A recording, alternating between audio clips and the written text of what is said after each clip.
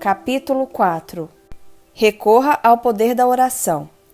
2 homens se empenhavam numa conversação muito séria num escritório, situado na parte alta de um edifício, longe do burburinho das ruas. Um fortemente perturbado por uma crise de negócios e também de caráter íntimo, caminhava de um lado para o outro na sala, sentou-se depois e enfiou a cabeça entre as mãos. Dava a impressão de se achar desesperado. Tinha procurado outro para que o aconselhasse naquela emergência. Esse outro era considerado um homem de grande experiência e compreensão. Juntos sondaram o problema por todos os ângulos, mas ao que parece sem resultado, o que apenas servia para agravar o estado de espírito do que viera em busca de conselho. Creio que não há poder algum na terra que me possa salvar, disse ele num suspiro. O outro refletiu por uns momentos, falando depois um tanto timidamente. Não encararia a coisa desta maneira. Creio que você está errado dizendo que não existe poder algum que possa salvá-lo. Pessoalmente, tenho encontrado uma resposta para todos os problemas. Há uma força que poderá auxiliá-lo, acrescentou depois lentamente. Por que não experimenta a força da oração? O homem que se achava desanimado surpreendeu-se com aquelas palavras. Acredito naturalmente na oração, disse. Talvez eu não saiba como fazê-la. Você fala nisso como se fosse qualquer coisa prática que se adapta a problemas de negócios. Nunca cogitei desse recurso, mas estou disposto a experimentar as orações se me disser como devo fazê-las. Ele aplicou as normas práticas das orações e, no devido tempo, recebeu sua resposta. As questões foram finalmente resolvidas de modo satisfatório. E isso não quer dizer que não teve dificuldades. De fato, passou por uma fase espinhosa, mas acabou livrando-se dos problemas que o atormentavam. Ele acredita agora firmemente na força da oração e nisso enche-se de entusiasmo. Ouviu dizer recentemente: todo problema pode ser solucionado e solucionado de modo acertado se fizermos orações. Peritos em saúde e bem-estar do corpo muitas vezes utilizam as orações em sua terapêutica. A incapacidade, a tensão e males afins podem resultar a falta de harmonia interior.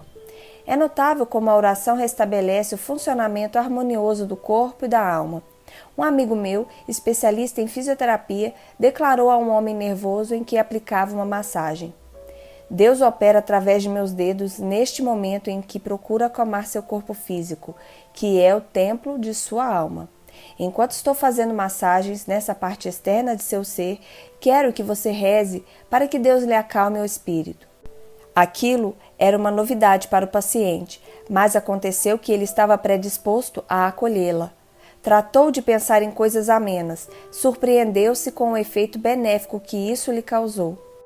Jack Smith, dirigente de um instituto de massagens e banhos a vapor que era frequentado por muitas pessoas preeminentes, acredita na terapêutica da oração e costuma empregá-la.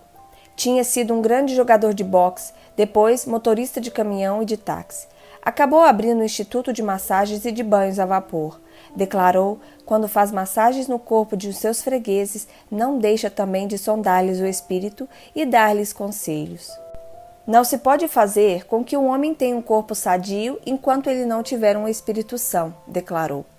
Certo dia, Walter Huston, o outro, sentou-se junto à escrivania de Jack Smith. Viu um grande letreiro na parede em que se liam as seguintes letras escritas a lápis: A-O-A-L-A-F-P-I-D-Q-S-C-O-R. O que significam aquelas letras? Perguntou Huston, surpreso. Smith sorriu e respondeu: significam o seguinte: as orações afirmativas libertam as forças por intermédio das quais se conseguem os resultados. Huston tornou-se mais surpreso. Realmente, confessou, nunca me passou pela cabeça que iria ouvir uma coisa semelhante no Instituto de Massagens de Banhos a Vapor. Costumo usar desse método para despertar a curiosidade das pessoas, fazendo assim com que pergunte o que significam aquelas letras, explicou Smith. Acrescentou depois: isso me dá a oportunidade de dizer-lhes que creio no fato de que as orações afirmativas sempre dão resultado. Jack Smith, que ajuda os homens a manterem uma boa forma física, acredita que a oração é tão importante, se não for mais ainda, quanto os exercícios, banhos a vapor e massagens. É uma parte vital do processo de se libertar as forças. Hoje em dia, as pessoas rezam mais do que antigamente porque acham que isso lhes aumenta a eficiência. A oração as auxilia a adquirir energias e a servir-se destas, o que não seria possível sem esse auxílio. Um famoso psicólogo disse: a oração é a maior força que o indivíduo tem à sua disposição para solver seus problemas pessoais. Sua força me surpreende de maneira extraordinária. O poder da oração é a manifestação da energia. Assim como existe a técnica científica para a libertação da energia atômica, existe também processos científicos para a libertação da energia espiritual através do mecanismo da oração. São evidentes as extraordinárias demonstrações dessa força criadora. O poder da oração parece capaz até mesmo de normalizar o processo do envelhecimento, evitando ou limitando as enfermidades e o desgaste físico. Você não tem necessidade de perder sua energia básica ou sua força ou tornar-se fraco e negligente tão somente por causa dos anos que vão se acumulando. Não há necessidade de permitir que seu espírito se abata ou se torne estagnado ou deprimido. A oração pode dar-lhe novo frescor e nova vida todas as manhãs. Você poderá receber uma orientação para seus problemas se permitir que a oração penetre em seu subconsciente, que é a sede das forças que determinam as atitudes de fazer com que suas reações se mantenham corretas e sadias. Mergulhando-a profundamente em seu subconsciente, verá que ela o fará um novo homem. Ela liberta as forças, fazendo-as jorrar livremente. Se você não tiver experimentado esse poder, talvez precise aprender novas técnicas com respeito à oração. Convém estudá-las sob o ponto de vista da eficiência. Geralmente a ênfase é inteiramente religiosa, se bem que não existe separação alguma entre os dois conceitos. A prática espiritual científica elimina processos estereotipados da mesma maneira que nas ciências gerais. Se você costuma rezar de certo modo, mesmo que isso lhe tenha trazido muitas bênçãos, o que sem dúvida traz, talvez possa fazer suas orações de modo ainda mais proveitoso, variando a fórmula e experimentando novas outras. Adquira novos conhecimentos e pratique novas técnicas para conseguir os maiores resultados. É importante que saiba estar tratando com a maior força existente no mundo quando você está fazendo suas orações. Você não gostaria de usar uma lâmpada de querosene antiquada para iluminação. Deseja naturalmente o que há de mais moderno nesse setor. Constantemente estão sendo descobertas por homens e mulheres de grande poder espiritual novas técnicas do domínio das orações. É aconselhável experimentar a força da oração segundo tais métodos, cujos resultados são benéficos.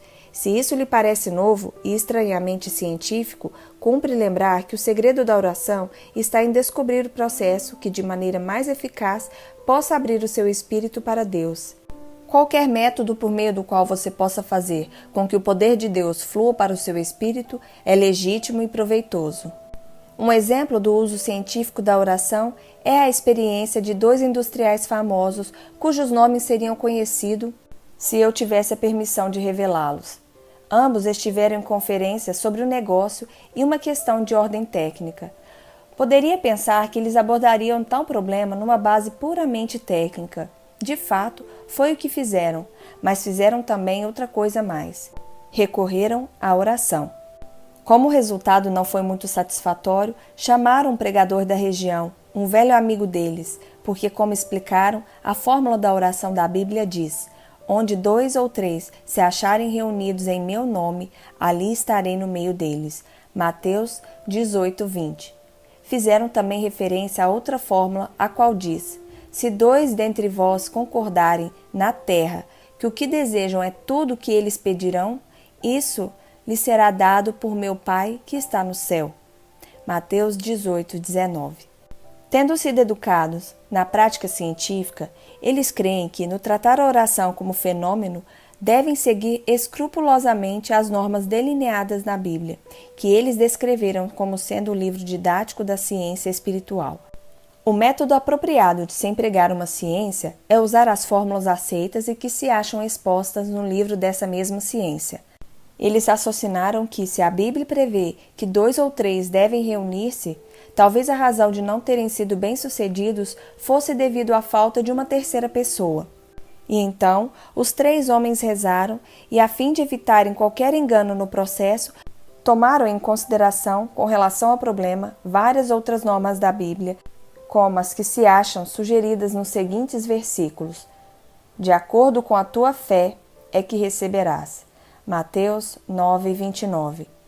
Sejam quais forem as coisas que desejares, quando rezares, crê que as recebe e tu as terás. Marcos 11:24. Após várias reuniões em que fizeram análises minuciosas e orações, os 3 homens afirmaram conjuntamente que tinham recebido a resposta ao problema. O resultado foi inteiramente satisfatório. Os resultados subsequentes indicaram que tinham realmente obtido a orientação de Deus.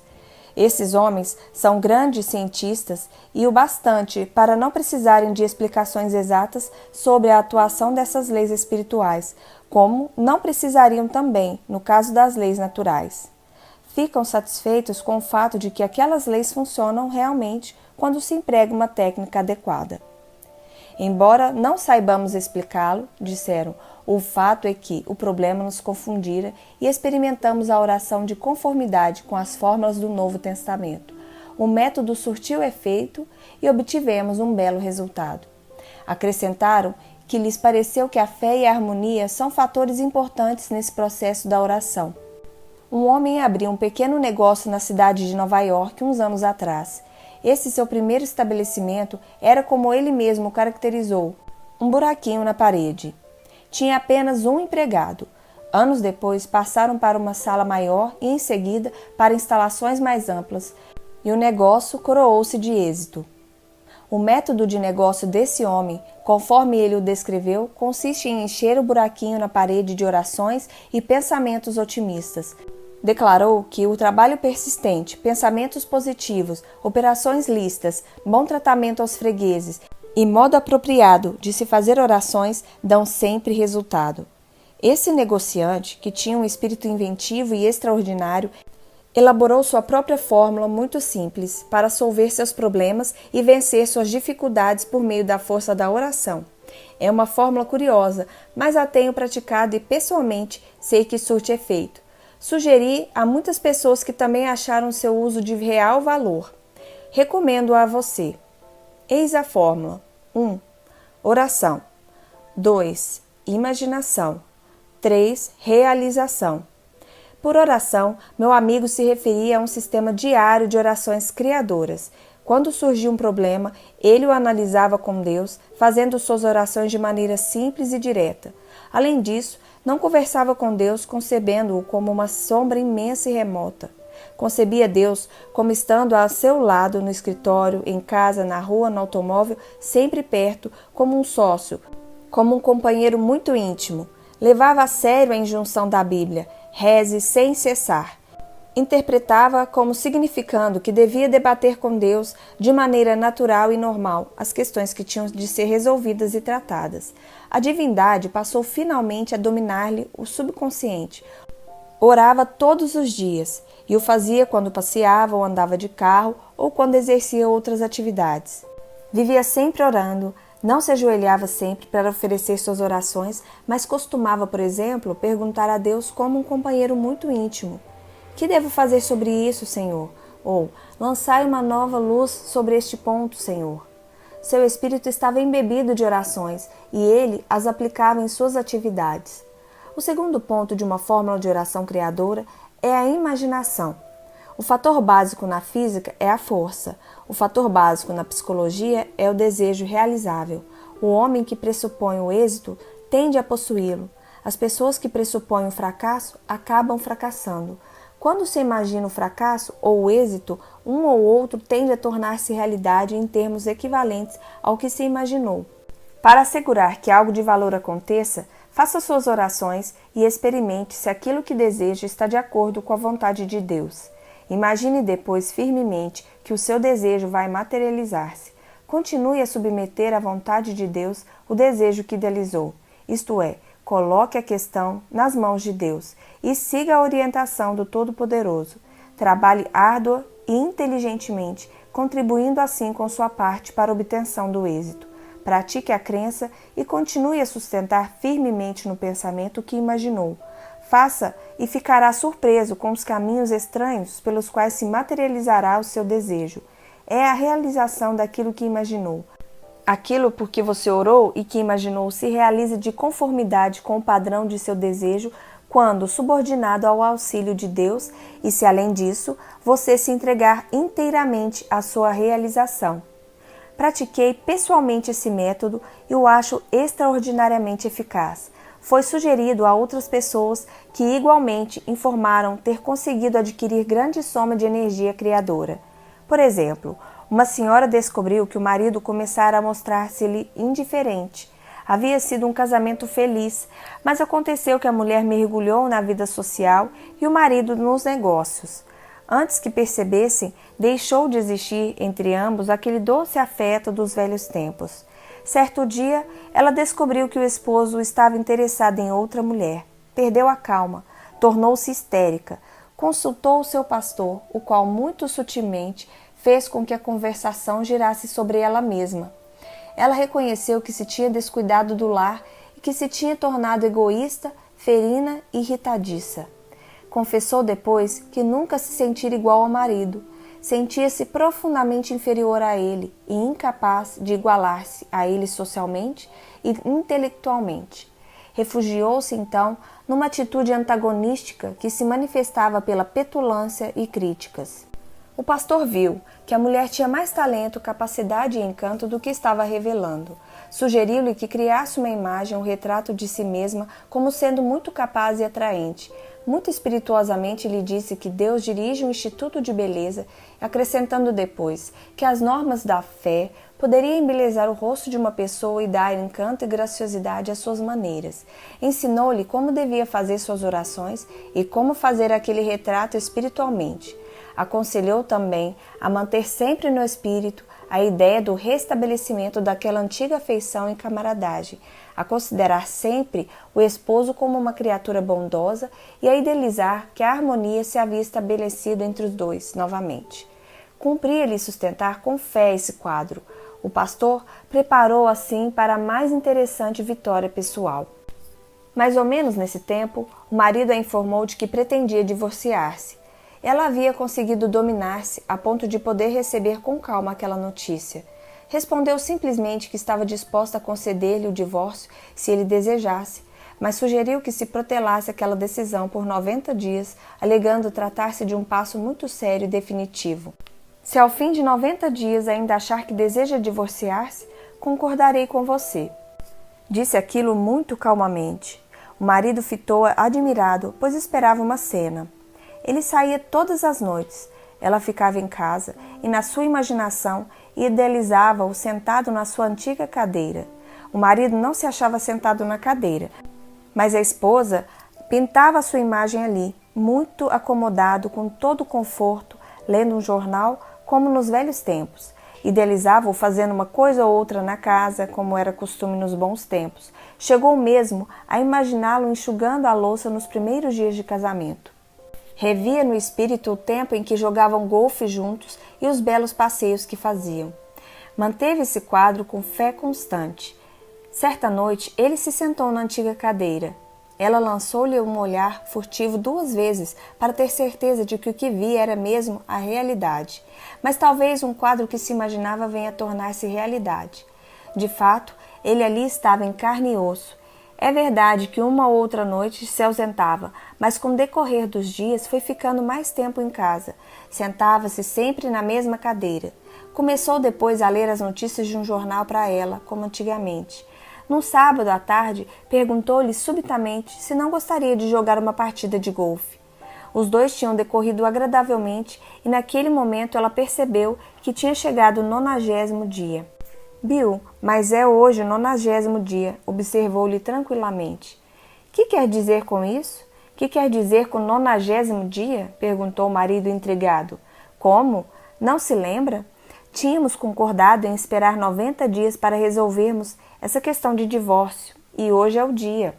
Ele a fitou por algum tempo e, escondendo o rosto atrás do jornal, disse-lhe: Não seja bobinha, eu não poderia viver sem você. Que ideia foi essa de que eu iria deixá-la?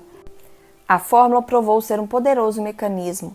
Conseguira realizar seus desejos com suas orações, com os quadros que idealizara em seu espírito.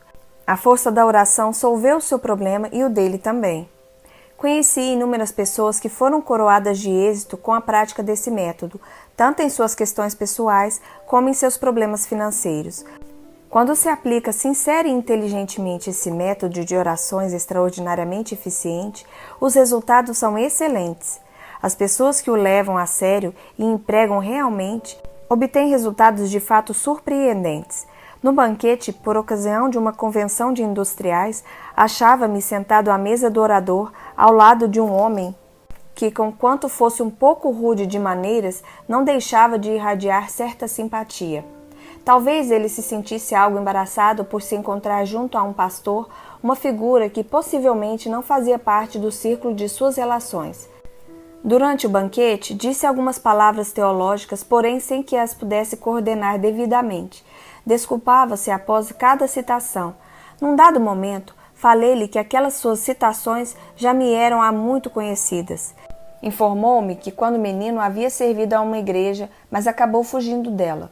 Contou-me aquela história antiga que costumo sempre ouvir e que mesmo agora muita gente ao dizê-la pensa ser inteiramente nova. Quando eu era menino, meu pai me obrigava a ir à escola dominical e a frequentar a igreja. Fazia-me ingerir uma dose de religião todos os dias. Quando saí de casa, achei que devia dar paradeiro a tudo aquilo. Desde então, raríssimas foram as vezes que fui à igreja. Num dado momento, ele observou que talvez devesse começar a frequentá-la, pois o peso dos anos já começava a fazer sentir-se.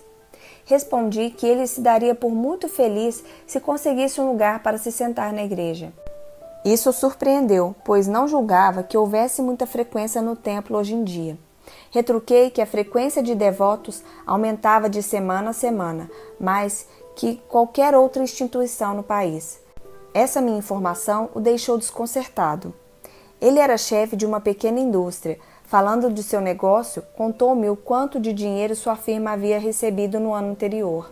Comentando, disse-lhe que conhecia algumas igrejas cujas coletas ultrapassavam a quantia que ele citara. Isso o deixou pasmado. Notei que seu respeito pela igreja ia agora acentuando-se de maneira extraordinária. Informei-o dos milhares de livros religiosos cujas vendas ultrapassavam as de qualquer outros.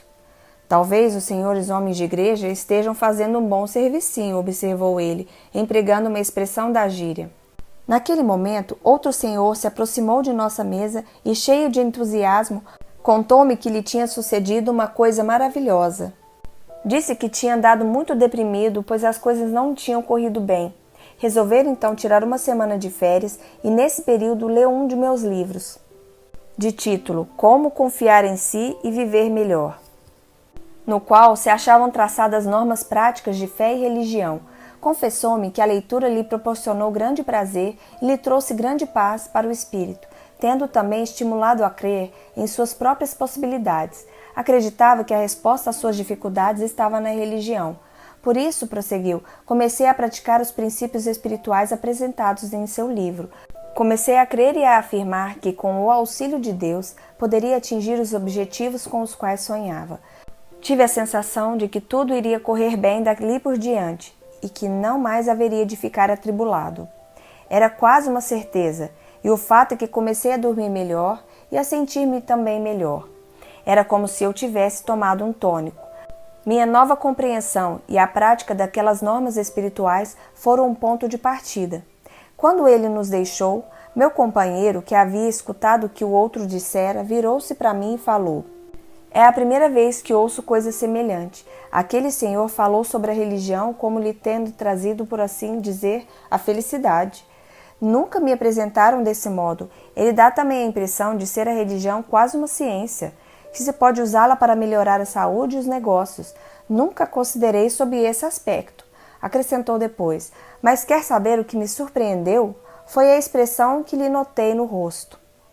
O fato curioso é que, ao fazer aquele comentário, o meu companheiro deixou transparecer em seu rosto aquela mesma expressão. Pela primeira vez percebi a ideia de que a fé religiosa não é algo de carolice, mas sim um processo científico para se viver feliz. Estava observando ali mesmo a função prática do poder da oração numa experiência pessoal. Pessoalmente, acredito que a oração transmite vibrações de uma pessoa a outra e a Deus. Tudo no universo é uma vibração constante. Há vibrações nas moléculas de uma mesa, no próprio ar. A oração entre os seres humanos vibra também. Você, quando faz uma prece para alguém, está empregando uma força inerente ao universo espiritual. Você está transmitindo a esse alguém algo de amor, de auxílio, de apoio, uma forte e real compreensão. E nesse processo desperta vibrações no universo, através das quais Deus faz com que se realizem os bons desejos. Experimente esse princípio e conhecerá os seus extraordinários resultados. Por exemplo, tenho o hábito de rezar pelas pessoas que vejam a minha passagem. Aliás, é uma coisa que faço sempre. Lembro-me de uma viagem que fiz de trem pela parte oeste da Virgínia, quando me ocorreu um pensamento curioso. Vi um homem na plataforma de uma estação. O trem pusera-se em movimento e aquela figura fora ficando para trás. Ocorreu-me que era aquela a primeira vez que a via e também a última. Sua vida e a minha como que tocaram levemente apenas por uma fração de segundo. Aquele homem seguiria o seu caminho e eu o meu. Fiz então uma prece por ele e pedi a Deus que sua vida fosse sempre coberta de bênçãos. Comecei depois a orar pelas outras pessoas que eu via desfilar a passagem do trem. Rezei por um homem que arava um campo e pedi ao Todo-Poderoso que o auxiliasse e lhe desse uma boa colheita. Vi uma mãe dependurando roupas num varal e todas aquelas peças com que me contavam ter ela uma família numerosa. Vislumbrei-lhe o rosto e a maneira com que prendia no varal as roupas das crianças. Devia ser uma mulher feliz. Rezei para que tivesse uma vida cheia de felicidade e que o esposo lhe fosse sempre fiel e para que ela o fosse também para com ele. Rezei para que mantivesse sempre a família dentro do espírito da religião e para que os filhos crescessem fortes e se tornassem cidadãos honrados. Noutra parada do trem, avistei uma encantadora criança com uma perna das calças maior que a outra. A camisa aberta ao pescoço, usando um suéter muito grande, os cabelos estavam em desalinho e o rosto sujo. Ela chupava um picolé. Dediquei-lhe também uma oração. Ao pôr-se o trem em movimento, ela me olhou e deu-me um lindo sorriso. Sabia que a minha oração a atingira espiritualmente. Disse-lhe a Deus com as mãos e ela respondeu cenando alegremente para mim. Até aquele ponto, o dia havia sido encoberto. Subitamente o sol surgiu e o rosto da criança como que deixou transparecer a doce alegria de seu coração. Sentia-me feliz intimamente. Essa felicidade, sem dúvida, era devido à força divina que se movia num círculo através de mim. Essa força se esparzia pela criança e voltava para Deus. Pairava sobre nós a magia extraordinária do poder da oração. Uma das funções importantes da oração é o estímulo que ela dá às ideias, tornando-as criadoras. Há em nosso espírito todos os recursos que precisamos para viver felizes. As ideias acham-se presentes em nosso subconsciente e, quando libertadas, podem conduzir-nos ao êxito de qualquer projeto se devidamente amparadas. Quando o Novo Testamento diz "O reino de Deus está dentro de nós", Lucas 17:21, está nos informando de que Deus, nosso Criador, colocou em nosso espírito toda a força e capacidade que necessitamos para uma vida construtiva. Cumpre-nos arrancá-las de nós mesmos e desenvolvê-las. Eu vou citar um exemplo. Eu tenho um amigo que se acha ligado a uma companhia na qual é chefe de 4 elementos que ocupam cargos administrativos. Em intervalos regulares, esses homens costumam realizar o que chamam sessão de ideias, cuja finalidade é extrair todas as ideias criadoras que, porventura, estejam incubadas no espírito de qualquer um dos 4. Usam para essa sessão uma sala na qual não se vêem telefones, campainhas ou qualquer outro equipamento de escritório. A janela dupla é completamente isolada, de modo que os ruídos da rua ficam em grande parte eliminados. Antes de começar a sessão, o grupo despende 10 minutos em prece silenciosa e em meditação. Concebem Deus como intervindo de maneira criadora em seus espíritos. Cada um, ao seu modo, faz uma oração afirmando que Deus está prestes a libertar-se de si as ideias que são necessárias para suas operações comerciais. Em seguida, a esse período tranquilo, começam todos a conversar e a expor as ideias que lhes vieram ao espírito. Escrevem-nas em cartões, as quais ficam depois sobre a mesa. Não se permite crítica a qualquer das ideias nessa sessão especial, pois uma discussão poderia fazer cessar o fluxo dos pensamentos criadores. Recolhem-se depois os cartões e cada um é considerado numa reunião posterior. É a sessão em que se extraem ideias estimuladas pela força da oração. Quando inauguraram essa prática, uma alta porcentagem de ideias então sugeridas resultou ser de pouco valor, mas à medida que foram prosseguindo com as sessões, o número de ideias boas foi aumentando. Muitas das melhores sugestões que demonstraram mais tarde ser de grande valor prático surgiram de tais reuniões. Como explicou um dos elementos da administração, conseguimos resultados que parecem em nossa folha de balanço e, além disso, adquirimos nova sensação de confiança. Mais ainda, existe um profundo sentimento de camaradagem entre nós quatro, sentimento este que se espalha pelos demais membros da organização. Em que situação fica o negociante antiquado que diz que a religião é coisa teórica, que não se coaduna com negócios? Hoje em dia, qualquer negociante competente e feliz em seus empreendimentos quer empregar os últimos métodos de eficiência comprovada para a produção, distribuição e administração. Muitos estão descobrindo que um dos maiores de todos esses métodos é o poder da oração. Em toda parte, vêem-se pessoas ativas que estão percebendo que, com a adoção da prece, se estão sentindo em melhores condições físicas, trabalham, agem, dormem e passam melhor. Meu amigo Groven Peterson, redator do jornal Braille de Toledo, é um homem de extraordinário vigor. Ele diz que sua energia advém em parte, pelo menos, de seu método de orações. Por exemplo, gosta de adormecer quando faz sua prece, pois crê que seu subconsciente descansa mais nessa ocasião. É no subconsciente que a nossa vida se encontra, em grande parte, governada. Se você deixar cair nele uma prece no momento em que está assim de repouso, ela produzirá um extraordinário efeito. Outrora, eu ficava aborrecido quando adormecia em meio às minhas orações, mas agora procuro mesmo cultivar esse hábito, comentou o Sr. Peterson sorrindo. Tive conhecimento de muitos métodos de orações, mas um dos mais eficientes é o que Frank Lobot advoga em seu excelente livro Prayer. Considero-o um dos livros de orações mais práticos, pois traça novas normas de efeito comprovado. O Dr. Lobot crê que a verdadeira força é gerada pela oração. Um de seus métodos é passear pelas ruas e atirar orações às pessoas que passam. A isso dá o nome de orações relâmpagos. Ele bombardeia de orações os transeuntes, enviando-lhes pensamentos eivados de amor e boa vontade. Diz que as pessoas que passam por ele, quando atira suas orações, muitas vezes se viram e lhe sorriem. Elas sentem a emanação de uma força semelhante à energia elétrica. Quando no ônibus, Dr. Lobot costuma atirar orações aos passageiros. Uma vez ele estava sentado atrás de um senhor que parecia estar preocupadíssimo. Notara-lhe a carranca quando subira no veículo. Começou a enviar-lhes orações de boa vontade e fé, recebendo-as como envolvendo o indivíduo e penetrando-lhe no espírito. Subitamente o homem começou a afagar a parte de trás da cabeça. Quando saiu do ônibus, já não mostrava um rosto carrancudo. Um sorriso cobria-lhe as feições. O Dr. Lobot acreditava ter muitas vezes modificado a atmosfera de um vagão ou um ônibus cheio de passageiros por esse processo de sussurrar orações em torno de si.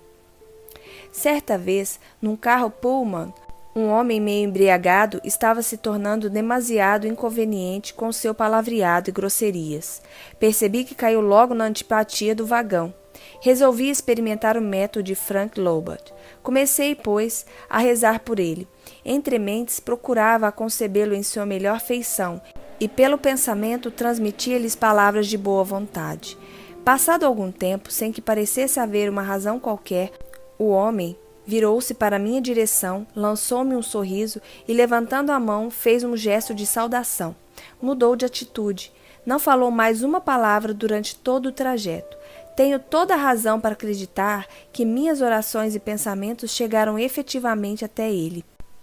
Antes de fazer minhas prédicas ou alocuções, seja onde for, costumo rezar pelas pessoas presentes e enviar-lhes pelo pensamento palavras de amor e de boa vontade. Às vezes escolho para meu alvo uma ou duas pessoas que pareçam estar deprimidas ou se mostrem mesmo antagonistas. A elas dirijo então os meus pensamentos e orações. Recentemente, ao fazer uma locução na Câmara de Comércio de uma cidade do Sudoeste, por ocasião de um jantar que nela se realizava anualmente, notei na assistência um homem que me olhava com um rosto carrancudo. Podia muito bem ser possível que sua expressão facial nada tivesse a ver comigo, mas o fato é que parecia bastante antagonístico. Antes de dar início à minha locução, rezei por ele e atirei-lhe pelo pensamento uma série de palavras amigas e cheias de fé. Continuei a fazê-lo, mesmo no decorrer de meu discurso. Fim da reunião, estava ainda recebendo cumprimentos das pessoas que me cercavam quando subitamente vi minha mão fortemente sacudida e por quem? Se não por aquele homem, e ele sorria largamente. Francamente, não gostei do senhor quando vim a esta reunião, disse ele. Não gosto de pastores e não vi a razão para que o convidassem para falar durante o jantar de nossa Câmara de Comércio. Estava certo de que o senhor não se sairia bem no seu discurso. Acontece que quando o senhor começou a falar, qualquer coisa pareceu mexer aqui dentro de mim. Tenho a impressão de ser outro homem. Tive uma estranha sensação de paz e, pros diabos, fiquei gostando do senhor. Não foi a minha locução que produziu aquele efeito, mas sim a emanação de força da oração. Temos em nosso cérebro um verdadeiro acumulador que transmite a força por meio de pensamentos e orações. A força magnética do corpo já foi comprovada. Temos milhares de pequeninas estações emissoras, as quais, ao serem ligadas pela oração, irradiam uma corrente poderosa que passa pelos seres humanos. Podemos transmitir a força por meio de orações, as quais agem como estações emissoras e receptoras. Havia um homem, um alcoólatra, por quem eu estava interessado. Fazia 6 meses, mais ou menos, que ele não bebia. Ele fizera uma viagem de negócios e numa terça-feira, cerca de 4 horas da tarde, tive uma forte impressão de que ele se achava em dificuldade. Sua figura me dominava o pensamento. Senti qualquer coisa arrastar-me. Deixei de lado as minhas tarefas e pus-me a rezar por ele. Fiz durante meia hora e a impressão como que desapareceu e dei então por fim da minha prece. Dias depois ele me telefonou. Estive toda a semana em Boston, declarou, e quero que o senhor saiba que não pus uma gota de álcool na boca, se bem que tivesse passado por um mau bocado no princípio da semana. Isso foi terça-feira às 4 horas da tarde? Indaguei. Sim, foi. Como é que soube? Quem lhe contou? Perguntou ele surpreso. Ninguém me contou. Isto é, nenhuma pessoa me disse coisa alguma. Descrevi a impressão que me assaltara o espírito naquela terça-feira às 4 horas da tarde e disse-lhe que tinha rezado meia hora por ele. Percebi sua admiração ao explicar-me que, naquela ocasião, estava no hotel e se detivera no bar. Travara uma grande luta consigo mesmo para não beber. Pensara em mim e sentir a necessidade de mim naquele momento, quando então começara a rezar. Sua prece chegou até mim e eu comecei a rezar por ele. Assim, juntos, tínhamos completado o circuito. Nossas orações alcançaram Deus e o homem obteve sua resposta, adquirindo a força que precisava para enfrentar aquela crise. E o que fez ele? Dirigiu-se a uma confeitaria, comprou uma caixa de bombons e comeu tudo. Foi o que salvou daquela situação, orações e bombons. Uma senhora casada, ainda jovem, confessou-me que alimentava muito ódio, ciúmes e ressentimentos para com suas vizinhas e amigas. Vivia também muito apreensiva, sempre preocupada com os filhos, receando que viesse a ficar doentes, ou que sofresse um acidente, ou que fracassassem nos estudos. Sua vida era cheia de pesares, temores, ódios e infelicidades. Perguntei-lhe se rezava alguma vez. Respondeu que o fazia somente quando se sentia aflita, mas admitia que isso não lhe dava nenhum consolo, razão porque não fazia orações frequentemente. Fiz-lhe ver que a prática de uma oração verdadeira poderia modificar-lhe a vida. Eu recomendei que somente desse guarida no espírito a bons pensamentos e animadores. Sugeri-lhe que todos os dias, à hora das crianças virem da escola, fizesse suas preces a Deus e lhe pedisse proteção. A princípio, Ela não se mostrava muito confiante quanto ao resultado de minhas recomendações, mas acabou tornando-se uma das mais fervorosas adeptas dessa prática de orações. Lê avidamente livros e boletins religiosos e não deixa de observar as normas para a conquista dessa força inefável que temos em nós mesmos. Esse processo lhe renovou a vida, como se vê pela seguinte carta que me escreveu recentemente. Creio que meu marido e eu fizemos maravilhosos progressos nessas últimas semanas. O meu maior progresso data da noite em que o Senhor me disse que todo dia é um dia bom para se rezar. Comecei então a pôr em prática a ideia de me afirmar ser todo dia um dia bom para se fazer uma prece, o que faço assim que acordo de manhã. Posso dizer positivamente que não tive um dia ruim ou atribulado desde aquela ocasião. O fato extraordinário é que meus dias verdadeiramente não têm sido mais fáceis ou livres de um aborrecimento qualquer, mas acontece que tais dificuldades e aborrecimentos não têm mais o poder de atribular-me. Todas as noites começo minhas orações fazendo uma lista de todas as coisas pelas quais sou grata, pequeninas coisas que me aconteceram durante o dia e que me proporcionaram felicidade. Sei que esse hábito fez com que o meu espírito se concentrasse apenas naquilo que só nos proporciona o bem. Não deixa de ser maravilhoso o fato de eu não ter tido durante 6 semanas um único dia ruim e qualquer ressentimento contra quem quer que seja. Ela descobriu uma força extraordinária no poder da oração. Você poderá fazer o mesmo. Eis 10 regras para conseguir com a oração ótimos resultados. 1. Deixe seus afazeres por alguns minutos todos os dias para, nesse período em silêncio, concentrar seus pensamentos em Deus.